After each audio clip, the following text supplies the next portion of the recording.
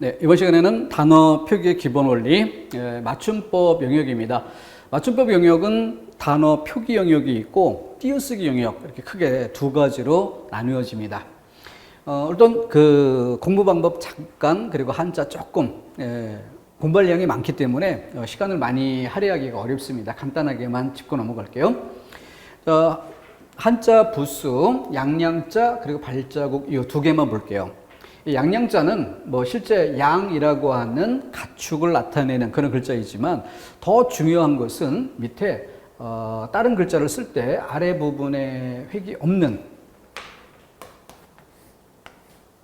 이렇게 해서 막아주는 이런 양상으로 쓰인다는 점, 이걸 아는 게 더 중요하겠고요.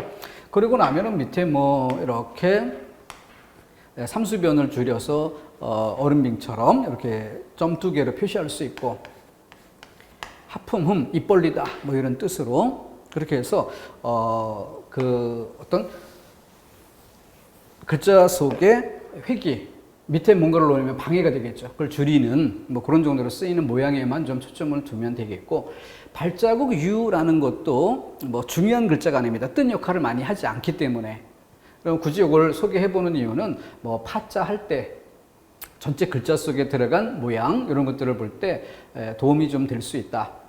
여기 아름다울 미자 같은 경우에는 파자면 뭐가 될까요? 위가 양양자고 밑에가 큰 대자니까 커다란 양. 커다란 양이라는 건 뭐예요? 바로 먹음직스러움이죠. 오늘날의 미적 기준과 달리 한자가 만들어지던 고대 사회에서는 배불리 먹을 수 있는 것, 그게 가장 최고의 아름다운 상황이었겠죠.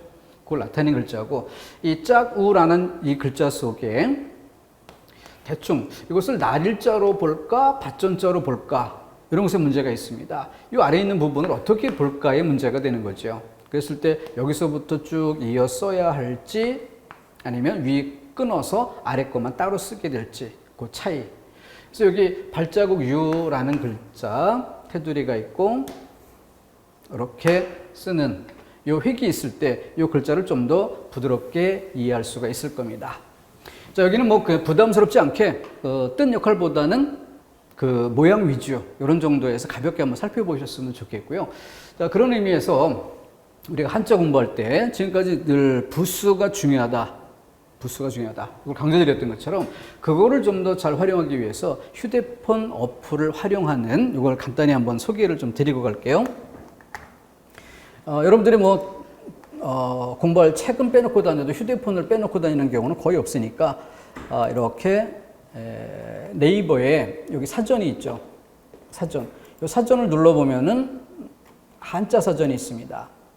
한자 사전. 그래서 여기에 찾고 싶은 글자를 찾을 수 있고, 이를테면은 뭐 아름다울 미 이렇게 찾아볼 수가 있고, 그리고 이렇게 모르는 그런 경우에는 아까 본 것처럼 여기에다가 직접 써서 이렇게 쓸 때마다 관련된 글자들을 보여주니까 양양자를 따로 쓸 때하고는 필순이 좀 달라지죠. 자, 이렇게 해서 여기 글자가 나오면 찾아서 이렇게 확인해 볼 수도 있고, 또 이거를 찾은 뒤에는 다시 이렇게 클릭을 해보면은 밑에 뭐 획순 보기 이게 있습니다.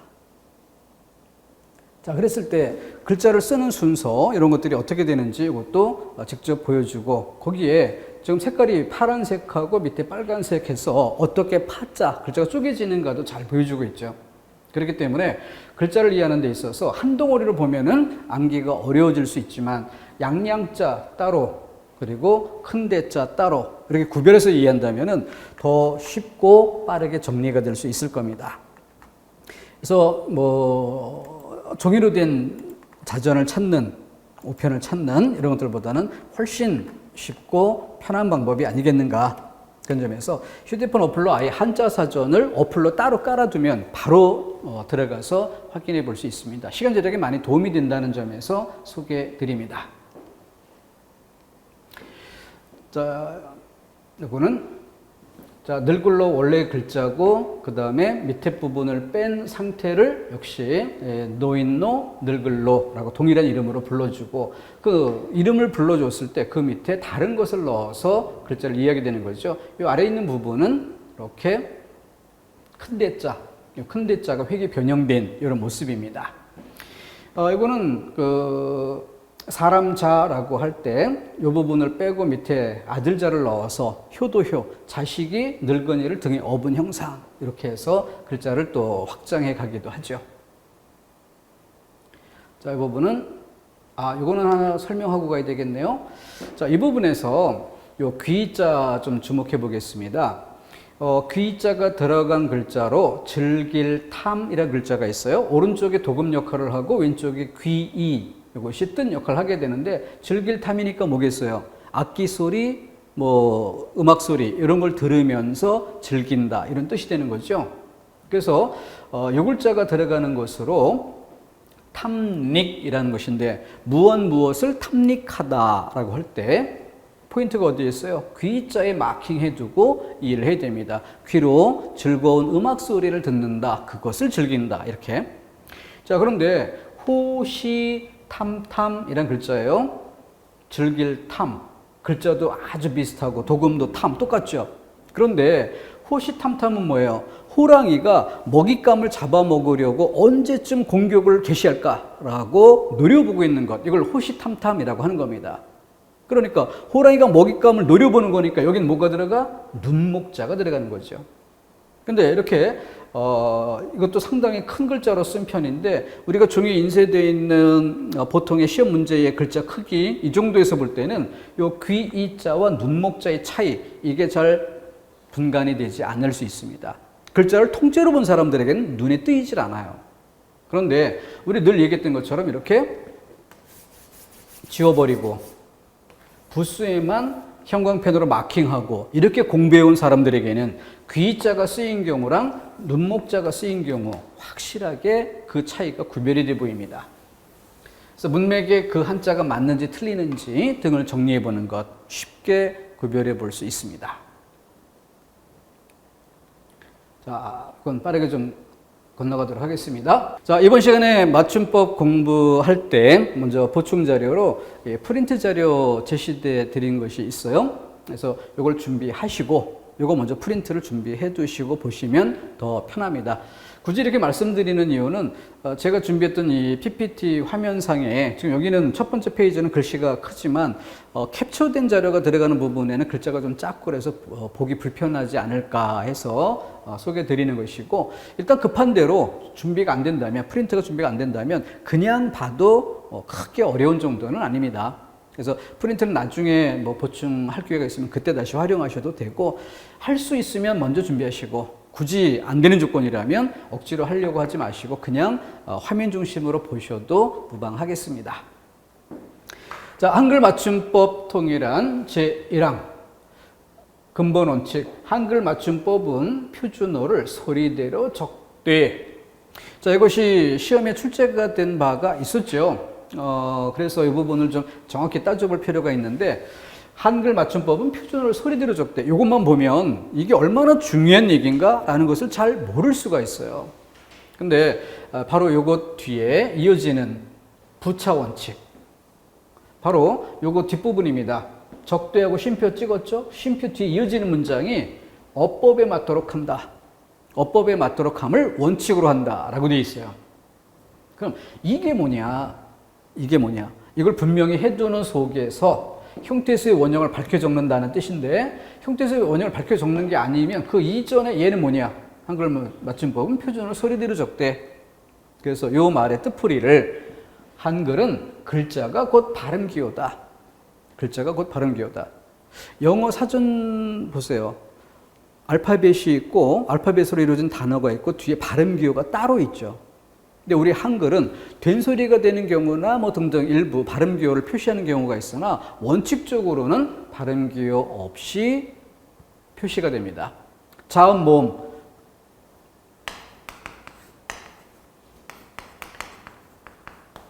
표기용 글자이면서 그 자음, 모음이 동시에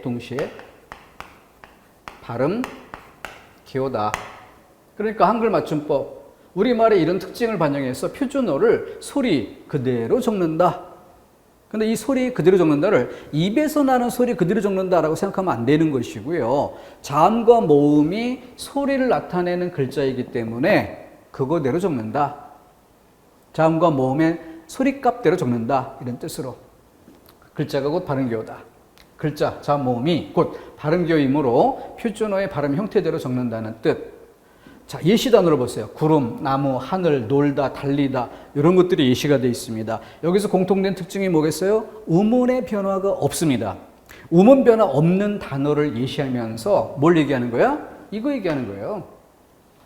자음과 모음은 표기용 글자이면서 동시에 발음기호 역할을 한다. 이거는 우리 한글의 원론적인 성격을 얘기하는 것이죠. 뒤집어 이야기하면 영어처럼 발음기호가 따로 필요하지 않다. 이런 뜻으로 원칙을 얘기한 거고요. 그 다음 어법이 맞도록 한다. 이건 뭐야?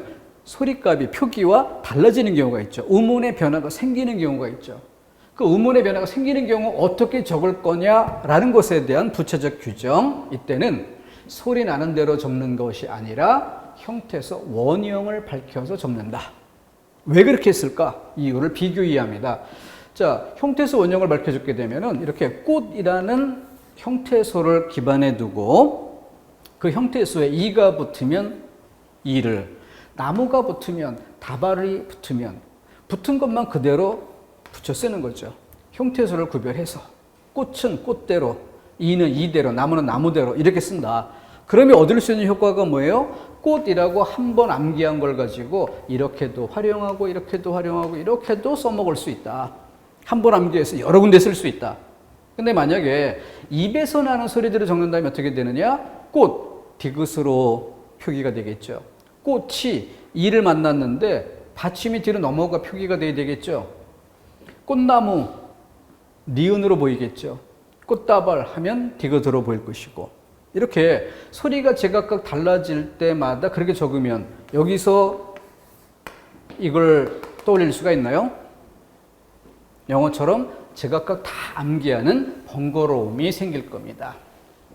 그래서 입에서 나는 소리대로 적지 않고 이렇게 적는 이유가 뭐냐? 어휘에 대한 암기의 수를 줄이기 위해서. 그래서 기본적인 어휘 재료 10,000개가 필요하다면 우리말은 10,000개를 가지고 조사를 붙이고 어미를 붙이고 이런 방식으로 해서 70,000개, 100,000개로 쓸 수 있다면 영어는 10,000개 암기한 상태에서 70,000개를 암기하기 위해 70,000개로 쓰기 위해 100,000개로 쓰기 위해 70,000개, 100,000개 형태로 암기를 해야 한다는 거죠.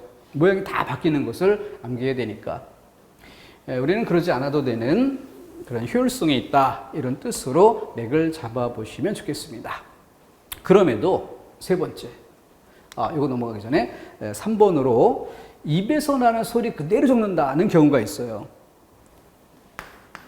입에서 나는 소리대로 이 경우가 있어. 언제 그런가 하면은 이해라고 하지 말고 사례라고 합시다. 사례가 유일한 경우. 여기서처럼 이렇게 조건에 따라서 달라지지 않고 오직 한 가지 사례밖에 없는 경우. 그런 경우는 입에서 나는 소리 그대로 적는 게 가장 편한 방식이니까. 그래서 그때는 형태수 원형이고 뭐고 이런 거 필요 없이 입에서 나는 소리 그대로 적어줍니다. 결국 여러 가지 경우가 있으면 원형을 밝혀야 암기 부담이 줄어든다. 여러 가지 경우가 없이 유일한 경우 그럼 소리한 대로 적는 것이 좋다. 이런 경우든 입에서 나는 소리대로 적는 경우든 결국 뭐야? 가장 쉽고 편하게 공부할 수 있는 방향으로 맞춤법의 원칙을 정한 것이다. 이렇게 이해하면 되겠습니다. 따라서 기출문제 이해하실 때 여기에 밑줄 치고 질문한 시험 문제는 무슨 뜻으로 이해를 해야 돼요? 이렇게 음운 변화가 없는 단어로 예시된 것이 답이다. 이것만 기억하면 돼요. 그리고 이제 여기에 밑줄 쳤다면 형태에서 원형을 밝히는, 발음을 무시하고 형태에서 원형을 밝히는 이런 방법으로 답을 하는 것이고 그 차이만 기억하시면 됩니다. 자, 그러면은 원리 설명 들어갑니다. 이 부분은 제 설명 방식에 익숙하지 않은 분들은 조금 낯설다 이런 느낌을 받을 수도 있는데 암기 부담을 굉장히 많이 줄여주는 이런 방식이기 때문에 어색하면 어색한 대로 조금 미뤄두더라도 일단 관심 있고 한번 들어보려고 좀 적극적인 자세로 임하는 게 좋을 것입니다. 반복할 수 있으니까 그러면 암기 양을 줄일 수 있어요. 이 부분을 반복하느라 시간 낭비하는 거 아닙니다. 암기 양 줄이는 데서 엄청난 시간을 벌 수 있습니다. 자, 여기 도입이니까 가볍게 윤곽만 잡도록 할게요. 자, 실질 형태에서 어근, 실질적인 뜻을 가진 두 요소가 만납니다. 그런 경우가 있다면 실질 형태에서의 문법 요소가 만나는 게 있어요. 이렇게 해서 4가지 경우를 소개를 드립니다. 그럼 우리는 여기서 뭘 봐야 되느냐? 어근 쪽에서는 얘네들도 다 마찬가지입니다. 실질 형태소잖아. 그러니까 이 실질 형태소는 본래의 뜻이 살아있느냐. 무슨 얘기냐면 아까 꽃이 꽃나무처럼 꽃이라는 것만 따로 떼었을 때 본래의 뜻, 꽃이라는 본래의 뜻. 근데 그것이 나무를 만나서 꽃나무 이렇게 쓰일 때도 여전히 꽃이라는 뜻이 살아있는지, 조사 이를 만나서 꽃이 라고 쓰일 때도 여전히 꽃이란 그 본래의 뜻이 살아있는지, 어근 쪽으로 항상 그걸 따져야 된다는 얘기예요. 다음, 문법 요소잖아요. 문법 요소. 그때 접사가 온다면 그 접사는 우리가 이 접사를 어디에서 봤습니까? 형태론, 조어법에서 봤죠. 새로운 단어를 만드는 좀 쉬운 예로 사동접사, 피동접사 이런 거 생각해 봅시다. 그러면은 동사를 사동사로 만들어주고 피동사로 만들어주는 그렇게 새로운 단어를 만드는 이런 의미가 있죠. 그때 그 접사는 여러 단어에 두루두루 쓰이는지 아닌지를 살피는 게 판단의 기준입니다. 제일 좋은 예로 미음이나 기, 명사와 전미사, 미음이나 기 이런 건 어때요? 여러 단어에 두루두루 결합할 수가 있겠죠. 그렇죠? 그런 걸 기준으로 판단해 보자. 조사는 여러 단어에 두루두루 쓰일 수 있는지 살펴보자. 을 같은 경우에 책을처럼 받침이 있는 글자 다음엔 을이 오잖아요. 그럼 이 을은 책 말고 책상이란 다른 단어에도 받침이 있다면 책상, 을 거기도 쓰이죠. 그죠? 그런 식으로 여러 단어에 쓰일 수 있다. 어미 여러 단어에 쓰일 수 있는가? 이런 기준으로 본다는 거죠. 자, 다시 전체적으로 우리말이 단어가 맞춤법에서 살펴볼 때 단어가 결합되는 조건은 4가지로 볼 수 있다. 양쪽이 다 실질 형태소인 경우 하나, 한쪽은 실질 형태소인데 나머지는 형식 형태소인 경우. 근데 형식 형태소의 종류가 3가지가 있으니까 그걸 각각 나눠서 이렇게 4가지 결합 방식이 있다. 그때 우리가 판단을 맞춤법의 표기 원칙을 정하기 위해서 어떻게 하느냐? 실질 형태소 쪽은 항상 본래의 뜻 살아있는지를 따지자. 그리고 문법 요소들이 나오는 경우는 그 문법 요소가 한 단어 뒤에만 유일한 용례로 쓰이는지 아니면 다른 단어에도 두루두루 쓰일 수 있는 것인지 라는 관점에서 판단하자. 자, 그래서 눈과 곱이라는 실질의 결합입니다. 눈이라는 뜻 살아있고 곱이라는 뜻 살아있어요. 그래서 발음이 눈곱이라고 된 소리가 나도 적을 때는 예사소리로만 적습니다. 밥을, 조사 100%예요. 뭐가? 다른 단어에도 두루두루 쓰일 수 있다. 조사들은 100% 다른 단어에도 두루두루 쓰일 수 있다. 어미, 높고, 낮고, 이 고도 다른 단어에 두루두루 쓰일 수 있죠. 그래서 100% 두루두루 쓰일 수 있다면 그 표기 방법을 어떻게 하느냐? 그래서 분철 표기를 합니다. 끊어서 적어요. 그래서 실제 뒤에서도 다시 나오겠지만 이 경우는 공부할 필요가 없어요. 이 경우는 공부할 필요가 없어. 그래서 실질 형태에서 본래의 뜻 살아있는지를 따져보는 거니까 얘도 공부할 필요가 없어요. 그래서 공부할 대상이 얘밖에 없어요. 얘만 관심 있게 보면 되는 것이에요. 자, 뭔 얘기인지 다시 넘어가면서 봅시다. 자, 어근과 접사가 만나는 경우만 보자. 다시 앞에 페이지로 가볼게요. 이 네 가지 경우에서 얘는 볼 필요 없다. 왜? 앞에 실질 형태에서 본뜻 살아있는지를 따졌다면 뒤도 똑같이 그걸 따져서 표기 방법을 정하자. 조사를 만나는 경우나 어미를 만나는 경우는 뭐라고요? 100% 모든 단어가 아니라 두루두루 여러 단어에 쓰일 수가 있더라. 그래서 표기 방법이 분철, 조사 따로 표기해주고 어미 따로 표기해주는 것이 원칙. 이 원칙만 알면 되는 것이에요. 그래서 공부할 거리를 얘 하나로, 이 한 가지 경우로, 접사를 만나는 경우로 집중점을 두자. 이렇게 끌어내는 거고요. 그렇게 이제 분량을 줄였으니까 그 부분을 특화해서 어근의 접사를 만나는 경우만 집중해서 보자. 본래 뜻 살아있는가 살펴야 되고요. 접사는 여러 단어에 두루두루 쓰이는가를 살펴야 되는 겁니다. 그렇게 이제 살펴보려고 했더니 이렇게 세 가지 경우가 있더라. 자, 무슨 얘기냐? 어근을 살펴봤더니 본래 뜻이 살아있는가 살펴봤더니 본래 뜻이 살아있는 경우, 아닌 경우, 본래 뜻이 살아있는 경우. 근데 뒤에 접사를 살필 때는 여러 단어에 두루두루 쓰이는지를 따져야 된다고 했죠? 그때 여러 단어에 두루두루 쓰여. 그러면 뜻도 살아있고 여러 단어에 두루두루 쓰이면 이때 표기 방법은 분철, 형태소를 끊어서 적는다. 그래서 떡볶이라는 단어에 발음이 어떻게 돼요? 떡뽀, 된 소리가 나고 끼, 이 쌍기역이 뒤로 넘어가서 소리가 나요. 그런데 적을 때는 떡볶이. 받침이 뒤로 넘어갔는데 표기할 때는 넘기지 않고 앞에다 적잖아. 그게 분철이에요. 형태소별로 구별해 적는 방법. 그에 비춰서 앞에 본래의 뜻이 없어요. 뒤에 접사는 여러 단어에 두루두루 쓰이니까 여기처럼 끊어 적을 만한 이유가 있는데 앞에 것 때문에 본래의 뜻이 변해버렸기 때문에 분철할 이유가 없는 겁니다. 앞에 것 때문에 분철할 이유가 없어요. 소리 나는 대로 적어줍니다. 자, 그리고 본래의 뜻이 살아있어. 그러니까 얘처럼 분철할 만한 조건이 됐어. 근데 얘 때문에 얘랑 달리 여러 단에 두루두루 쓰이는 게 아니라서 그래서 소리 나는 대로 적어줍니다. 그럼 분철 표기를 여기서 봤으니까 소리 나는 대로 적는다는 얘기가 뭐냐? 그 부분을 보면 연음이 되는 것, 된 소리가 나는 것, 거센 소리가 나는 것도 생각해 볼 수가 있죠. 그에 해당되는 것으로 지붕 어떻습니까? 집 뒤에 웅이 왔는데 비읍을 넘겨버렸잖아. 그 이유가 뭐예요? 웅.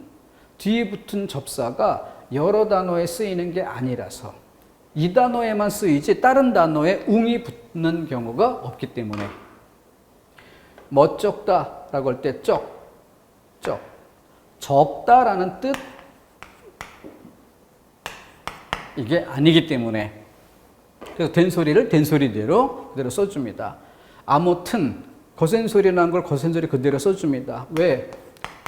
묻다 이런 식으로 앞에 본래의 뜻이 확인되지 않기 때문에 그래서 여러 단어에 쓰이지 않는 경우 그리고 본래의 뜻이 변한 경우 소리 나는 그대로 적어줍니다. 그게 암기 개수도 적으니까. 자, 이런 원칙을 한번 좀 기억해 두시고 넘어가서 자, 이번에는 세 가지로 견주어 볼 건데요. 그래서 지금도 여기도 어근과 접사만 놓고 보잖아요. 맞춤법 1항부터 57항까지 중에 19항, 20항 요 영역에 요 접사에 관련된 부분이 있습니다. 어차피 그걸 위해서라도 공부를 해야 돼. 근데 19항, 20항 여기서 공부하는 것보다 더 중요한 게 뭐냐면 이렇게 맞춤법 전체를 57기항에 이르는 전체를 설명해 주는 기본 원리가 여기에 있어요. 그래서 맨 앞으로 끌어들인 겁니다. 그래서 여러분들이 프린트를 미리 해주면 좋겠다는 부분이 바로 얘 때문인데 칠판 보셔도 되니까 프린트 없는 분들 번거롭게 생각하지 마시고 골자만 제가 설명드리는 골자만 살펴보도록 하십시오. 자, 빠르게 한번 세 개 넘겨보겠습니다. 어근과 접사가 만나는데 어근은 어원의식이 있고 접사는 특정 단어와만 결합된다. 이건 무슨 얘기야? 아까 설명했던 것 중에서 뭐 여러 단어에 두루두루 쓰이는가? 이런 기준으로 봤더니 아니더라 라는 경우죠. 방금 앞에서 지붕이라고 봤던 것에 똑같은 사례입니다. 그때 발음이 지푸라기, 앞말의 받침이 뒤로 넘어가서 소리가 난다. 그랬을 때 표기를 어떻게? 넘어간 대로 적는다. 이유가 뭐 때문에? 얘 때문에. 그에 해당되는 예시 단어들. 다음. 여기는 위아래를 나란히 비교해 볼 수 있게 적었어요. 떡볶이, 문열이. 똑같은 구조를 이렇게 맞추려고 떡이라는 명사에 복다라는 동사가 만나서 접사 이를 만나는 경우, 문이라는 명사에 열다라는 동사에 이라는 접사를 만나는 경우 구조가 똑같죠? 그때 떡볶이 이렇게 소리가 나듯이 문열이라고 소리가 납니다. 근데 적는 방법을 봤더니 얘는 떡복이 분철 표기했어요. 얘는 문열이. 즉 원래 형태소에 기대어 적은 것과 원래 형태소에 기대어 적은 게 아니라 소리 나는 것대로 적었죠. 이게 다른 거야. 이 둘의 차이. 이게 뭐냐? 자, 우리 맞춤법을 이해하는 제일 중요한 부분이 여기 있어요. 자, 다시 거꾸로 돌아갑니다. 더 들어가 볼게요.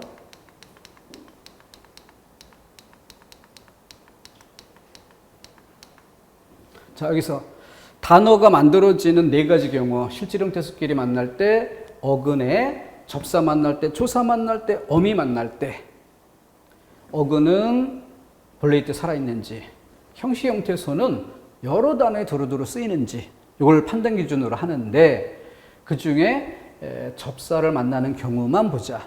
왜 그렇다고요?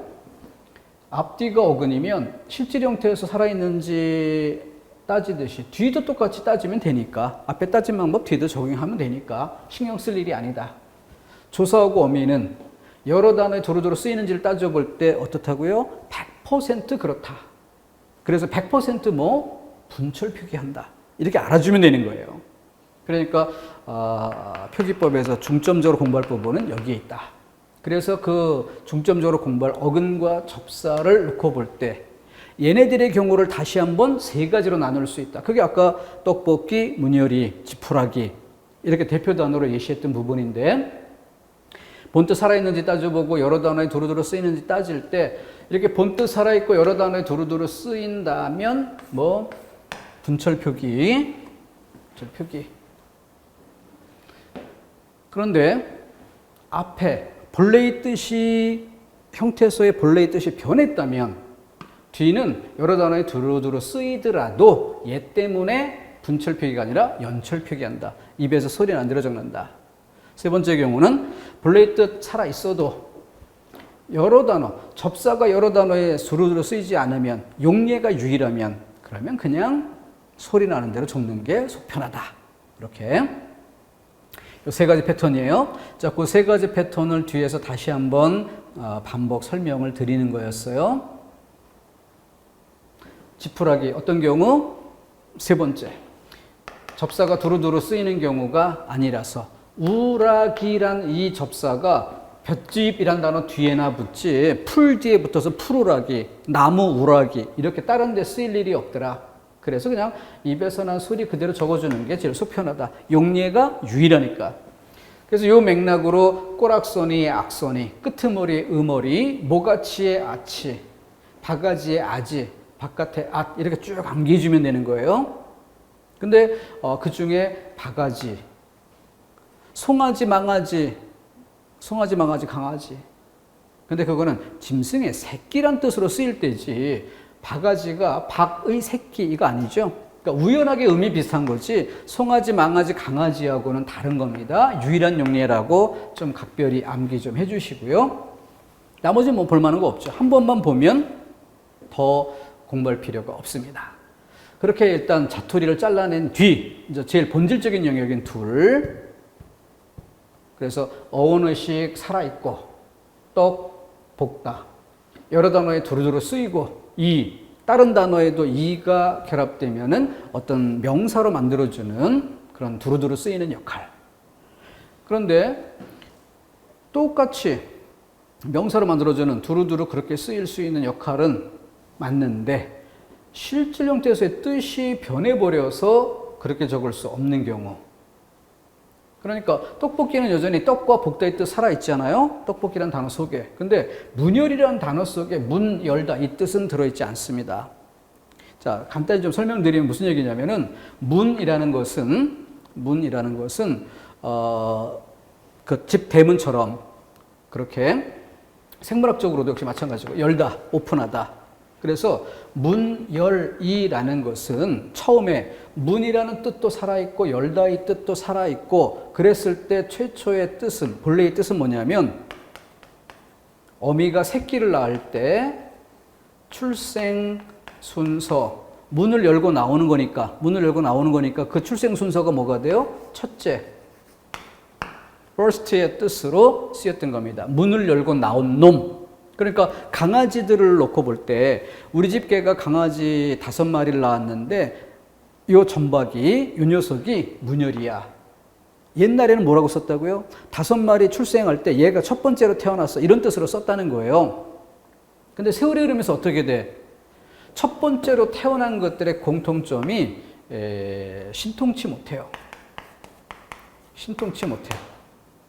그래서 출생 과정에서 압박을 많이 받아가지고 죽기도 하고 또 산소 공급 부족으로 좀 바보가 되기도 하고 또 성장 발육이 더디기도 하고 그러니까 세월이 흐르면서 점차 뭐라는 뜻으로 바뀌어요? 첫째란 뜻에서 못난이란 뜻으로 바뀝니다. 그러니까 이 5마리의 새끼들 중 얘가 문열이야 라고 할 때 얘가 첫 번째로 태어나서 이렇게 쓰이는 게 아니라 요즘에는 얘가 제일 어미 젖도 못 얻어먹고 제일 빌빌거려 이런 뜻으로 쓸 때 문열이라고 쓰는 거죠. 그러니 그런 뜻으로 쓸 때 제일 못난이야 라는 뜻으로 쓸 때 문이란 뜻 살아있겠어요? 열다, 오픈한다 이런 뜻이 살아있겠습니까? 아무런 뜻이 없죠. 그러니까 한 덩어리로 처리를 하는 거죠. 이것이 위아래의 차이입니다. 맞춤법 이해하는 기준이라는 점 기억하십시오. 자, 그래서 내가 뒤치다거리나 하려고 공무원이 된 게 아니다. 자, 여기서 맞춤법이 맞느냐 틀리느냐라고 할 때 뒤, 이 부분은 뭐 쉽게 구별이 되는데 문제는 치닥거리, 치다거리 발음이 어떻게 되느냐의 문제를 따져보면 되죠. 그럼 결국 여기에 관심이 놓이는데 이걸 어떻게 해요? 암기 중심의 공부를 한 사람은 내가 암기한 단어 쭉 따져서 암기했을 단어에 기대 문제 풀겠죠. 근데 암기를 전혀 안 한 사람이 이거 보면서 어떻게 해야 돼? 치닥 형태에서 구분한 다음에 치닥이란 뜻 살아있는가?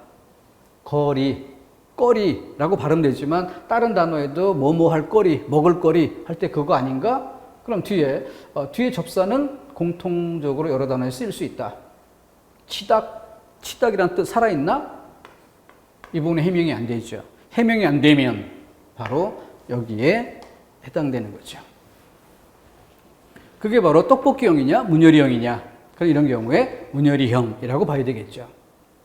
성적을 올리려면 일찍거니 그럼 여기서 일찍 그리고 어니 이렇게 나눴을 때 일찍이란 뜻 살아있는 건 분명하니까 어니란 접사가 다른 단어에도 쓰일 수 있을까 없을까? 결국 이게 하나의 시험 문제로 출제됐을 때 얘가 다른 단어에도 쓰일 수 있을까? 치닥 얘가 뜻이 살아있을까? 이 둘 중 어느 게 맞고 어느 게 틀릴까? 이걸 살피는 정도에서 답을 정하는 것입니다. 이게 난이도예요. 저는 암기량을 줄이고 방법적으로도 해결할 수 있지 않은가라는 것을 권하기 위해서 수험생들이 당시에 제일 어렵게 여겼던 문제인데 생각보다 간단한 문제였다. 난이도가 낮은 수준에서 이해할 수 있다라는 점을 지적해 보입니다. 자, 여기는 원래 X였다가 동그라미로 지금 바꿔서 소개를 드리고 있는데 그 이유가 뭐냐면 과거에는 틀린 것으로 보다가 최근에 표준어를 새롭게 추가해주고 그러면서 맞는 것으로 인정된 단어. 남새스럽다라는 말은 남우새스럽다. 남들 웃길만 하다. 남들이 이걸 보면은 비웃을만 하겠다. 남새스럽다. 여기서 비롯됐던 거예요. 그래서 남사스럽다는 잘못 발음한 것, 틀린 것이라고 보다가 하도 많은 사람들이 쓰니까 인정하는 거죠. 짜장면 인정하듯이.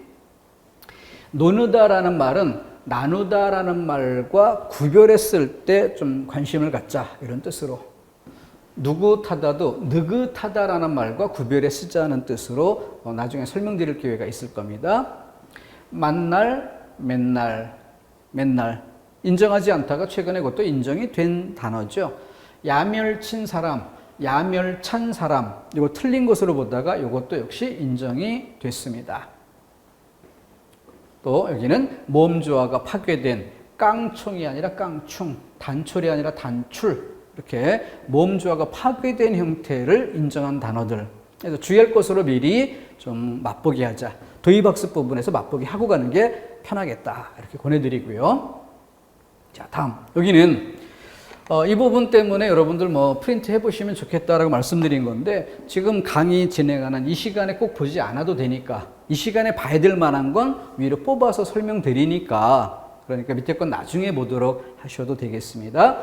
자, 일단 제가 이 부분을 배치해 드릴 때 시험에 나올 만한 주의할 단어들을 뽑고, 그리고 좌우를 비교 대조할 수 있게 배열한 자료예요. 공부 편하게 하라고. 그래서 왼쪽에는 어원의식을 고려하여 암기할 단어. 어원의식. 어원의식. 어원이 의식되지 않아 이어 적는 단어들. 오른쪽, 왼쪽. 자, 바꿔 이야기하면 아까 대표 단어로 이야기할 때 여기는 뭐 떡볶이형. 어원의식이 살아있기 때문에 분철 표기하는 단어들. 여기는 문열이형. 문 열다. 그 어원의식이 없어서, 뜻이 변해서 소리 나는 대로 적어버리는 경우. 그래서 첫 번째 줄에 얽히고 설킨 위에 뽑아놨어요. 왼쪽은 여기를 주목하자. 억다의 히, 접사 히.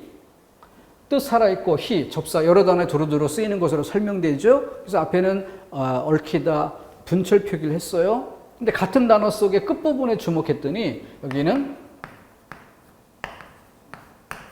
이렇게 쓰일 일이 없다는 거죠.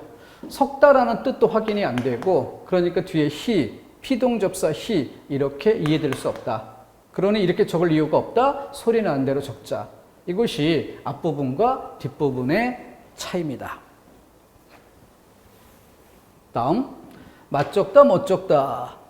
맛적다는 지읒으로 적고 있죠. 그러니까 음식의 입맛이란 뜻 살아있고, 적다, 적을서로 표시해 볼까요? 이 뜻이 살아있는 거야. 맛이 깊고 풍부하질 못하다. 그런 뜻으로. 그러니까 적다란 뜻 살아있으니까 지읒으로 적은 거죠. 떡볶이형. 그런데 멋적다. 멋을 부렸는데 그 정도가 약하다? 이런 뜻이 아니라 민망하다, 창피하다. 전혀 다른 뜻이죠. 그러니까 적다라고 지읒으로 쓸 이유가 없어요. 그래서 소리 나는 대로 쩍이라고 쓴 겁니다. 어떻든, 어떠하다. 기본적을 밝혀보더라도 어떠하다, 어떠하 설명이 되죠. 그런데 아무튼이라는 건 아무하다 아니면 여기다 히읗 받침에 아무따. 어떻다가 설명이 되지만, 얘는 설명이 되지만 얘는 이렇게 설명이 안 되죠. 그래서 소리 나는 대로. 이것이 차이. 다음, 이딸다, 이따르다. 왼쪽에 적은 것은 위도 맞고 아래도 맞는데 위의 뜻과 아래 뜻이 다르다는 거죠. 그러니까 이딸다는 이어서 달다, 매달다, 연결하다. 따르다, 추종하다. 쓰임이 다른 거죠. 설거지, 설, 것, 뭐 지읒 받침 이런 형태로 볼 근거가 없다. 통틀어 주의할 단어예요. 왜냐하면 깡통 거기에 털다 이거 살아있지 않을까? 그러면 통털어라고 써야 되지 않는가? 이렇게 착각할 수도 있기 때문에 주의할 것. 그런데 사례를 여러 가지 경우에 연결해 보면, 이를테면은 깡통 뒤집어서 통 털어보면 이러면 말이 될 것처럼 착각할 수도 있어요. 너 주머니 통 털어 동전 몇 개 있니? 그럼 주머니 뒤집어서 막 털고 이게 말이 될 것 같아.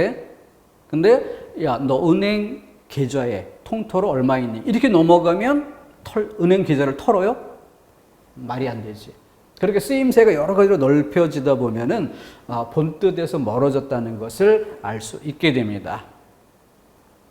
자, 잿더리 한 단어 가지고 네 가지 형태를 보였습니다. 어느 게 맞을까? 일단 흰 글자로 제, 이건 분명히 구별이 되는데, 자, 위 아래를 나누면 위는 떨다,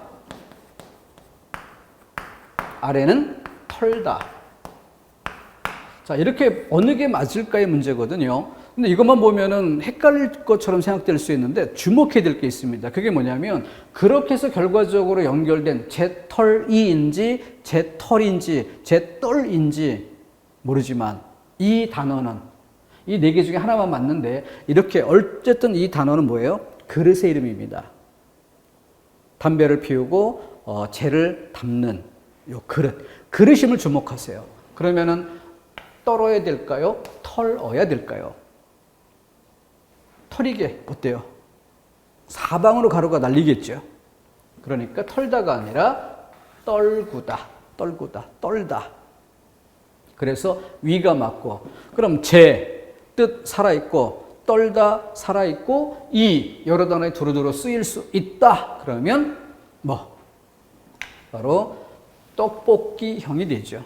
문열이형이 아니라 떡볶이형. 이렇게 해서 몇 번이 답이다 정할 수가 있는 거죠. 왼쪽에 발자국, 발자욱. 발을 디딘 흔적. 그러니까 자국이지 자욱은 아니죠.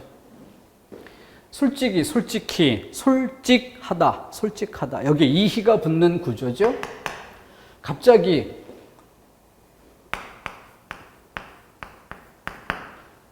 자, 얘랑 견주어서 히 떼고요.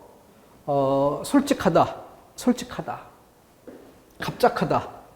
솔직하다는 말이 돼도 갑작하다라는 것은 말이 안 되죠. 그래서 받침을 당겨적을 이유가 없다. 이렇게 연결되는 것이고요. 자, 여기에 해당되는 단어들 뒤에 또 다 세부 항목들에 반복되어 나타납니다. 자, 교재로 돌아가서 123쪽부터 140쪽에 걸쳐서 방금 나왔던 이 내용들을 설명을 하게 될 거고요. 자투리 항목으로 사항의 한글 자모의 수, 그리고 사전에 올리는 순서를 그림처럼 이해하자. 무슨 뜻이냐면 우리가 자음의 순서를 얘기할 때 입에 익숙한 대로 기역, 니은, 디귿, 리을 이렇게 암기하면서 기역 다음에 쌍기역, 디귿 다음에 쌍디귿, 사전에 배열하는 순서. 기역에 해당되는 글자를 아, 야, 어, 여 순서대로 배열이 다 끝나면 그 다음에 쌍기역을 배치한다. 니은 넘어가기 전에. 모음은 어떨까? 입에 익숙한 대로 아, 야, 어, 여, 오, 요. 그리고 생김새 위주로 글자를 파자에서 에라는 글자는 어때요?